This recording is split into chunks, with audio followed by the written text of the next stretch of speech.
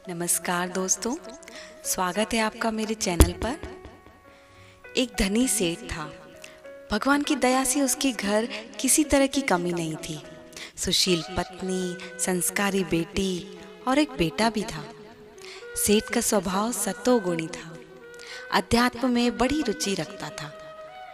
भगवान में उसका अटूट विश्वास था, इसलिए अपना ज़्यादा से ज़्यादा समय वह भक्ति भाव में बिताता था। परंतु बस उसे एक ही चिंता लगी रहती थी, उसका बेटा। सब कुछ होते हुए भी उसका बेटा कुछ लालची स्वभाव का था। ज्यादा से ज्यादा धन कमाने के लिए वह कोई भी तरीका अपना लेता। ये नहीं सोचता कि सही क्या गलत क्या। उसको तो बस जितना जल्दी हो सके करोड़ों कमाने हैं। बेटे की ये हरकतें देख देख कर सेठ ने कई बार बेटे को समझाना चाहा, पर उसने पिता की बात आई गई कर दी। अब सेठ की तबीयत खराब रहने लगी। उन्होंने सोचा, अगर अभी भी बेटे की ये लालच नहीं गई तो आगे उसका क्या होगा।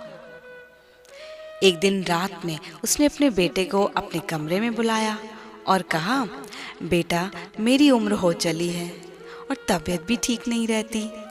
पता नहीं कब मेरा भगवान के पास जाने का समय आ जाए। बेटा बोला, पिताजी आप ऐसी बातें मत करिए। पर फिर सेठ ने कहा, बेटा, मेरी एक अंतिम इच्छा है, उसे पूरी कर देना।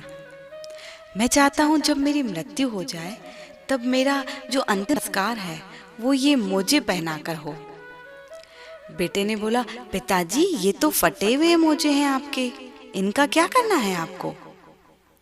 पिताजी ने कहा, फटे हैं परंतु मुझे बहुत प्रिय हैं। मैं चाहता हूँ ये हमेशा मेरे साथ रहें। बेटे ने कहा, ठीक है पिताजी, जैसी आपकी इच्छा। खैर, कुछ दिनों बाद सेठ की मृत्यु हो गई। अब बारी आई सेठ के अंतिम संस्कार की।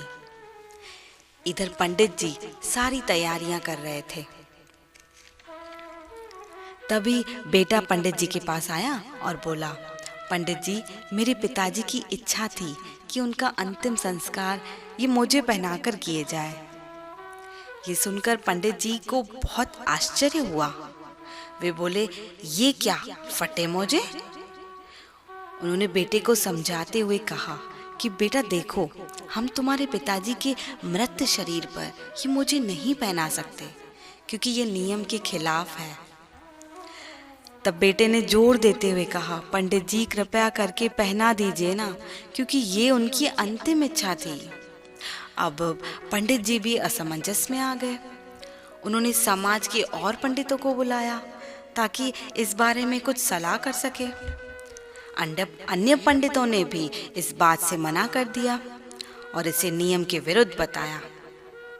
इधर सेठ का एक खास कर्मचारी सेठ के बेटे के लिए एक पत्र लेकर आया और बोला, ये पत्र सेठ जी ने आपको देने के लिए कहा था। बेटे ने तुरंत पत्र खोला और पढ़ा।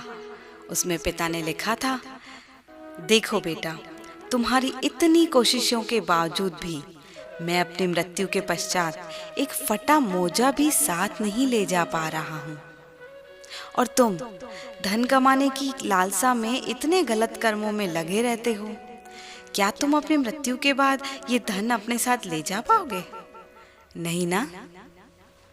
तो क्यों हर समय धन के पीछे लगे रहते हो, जिसके कारण तुमको भगवान भी याद नहीं रहते?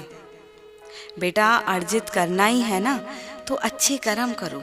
सिर्फ यही तुम्हारे साथ जाएंगे और कोई सांसारिक वस्तु नहीं जाएगी। इसलिए धन का लोभ छोड़ दो, अभी भी समय है, और अच्छे कर्म करो। पत्र में इतना सब पढ़कर बेटे का मन भर गया और वो शोक में डूब गया कि जो बात पिताजी जीते जी मुझे समझाना चाहते थे, वो बात आज मुझे समझ आई है। काश उनकी ये बात मैं पहले मान लेता। दोस्तों, आज की भागदौड़ वाली जिंदगी में जहाँ एक दूसरे की देखा देखी करके हम ज़्यादा से ज़्यादा धन कमाने की कोशिश करते हैं और ये ध्यान ही नहीं देते कि वो धन किस तरह से जा रहा है। उसके लिए जाने अनजाने कितने गलत कर्म बना लेते हैं और ये छिपे हुए कर्म ही हमें पाप का भागीदारी बना देते हैं। आपकी क्या राय है दोस्तों? मुझे कमेंट करके बताइएगा। आज की कहानी इतनी ही। मेरी प्रस्तुति आपको पसंद आई हो तो चैनल को प्लीज़ लाइक, शेयर और सब्सक्राइब कर दीजिए। आपका दिन शुभ हो।